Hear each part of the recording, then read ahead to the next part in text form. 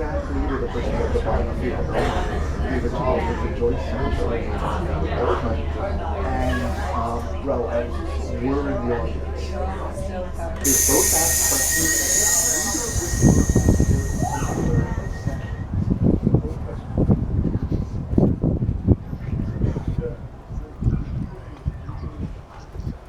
So we're at Salthill Station, which was reopened 41 years ago today with the launch of the Dart. This station actually closed in 1960, along with several stations. Sandymount, the Sandymount and Salthill were completely rebuilt for the Dart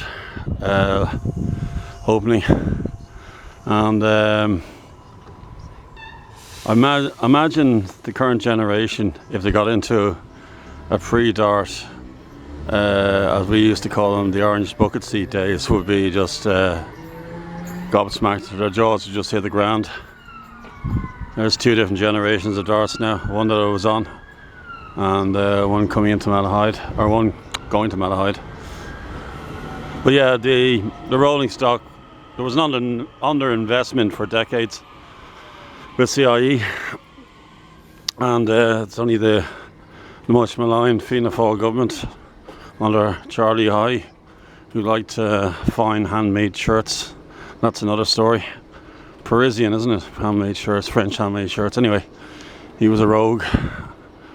So he sanctioned the money for the Dart, and to say that the infrastructure, signalling, the tracks were obviously adequate for trains. They had to be health and safety, but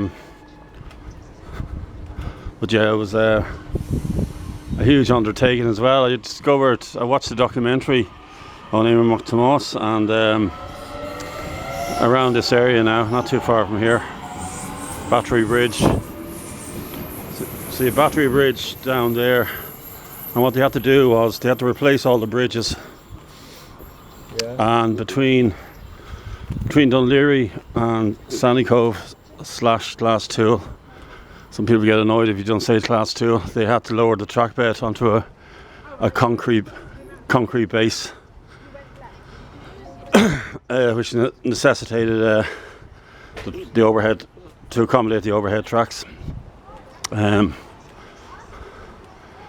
Just quickly jumping to the station again, there's very little of the old station left. It was a beautiful switched cottage building, but you just have the retaining wall here. But there was a footbridge over the line for the Salthill Hotel, which is long gone. That was removed. But even Dun Laoghaire was an incredible. I'm heading on to Dun Laoghaire in a while. Even Dun Laoghaire was an incredible operation. You know, they had to build all the platforms, lower the trackbed, demolish the signal box, take out the Dun Laoghaire pier, Carlisle pier branch line connection to the pier, the rail connection. So that was taken out in 1980.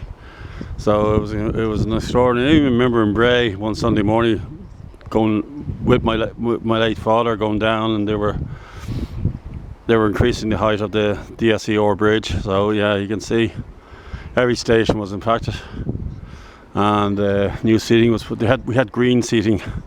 It's long gone now, but a lot of these platforms were lengthened in the 2000s and upgraded, and we have these new hybrid trains now coming in the coming years. So,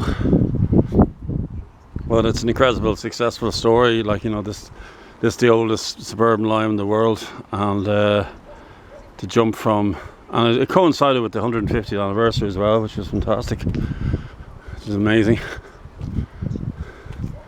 So that was timing from the first steam train to the Dart. What a story. Okay, I'll just end the video now. If you go on to YouTube, there's plenty of footage from that first day. RTE archive as well, so it's definitely worth checking out.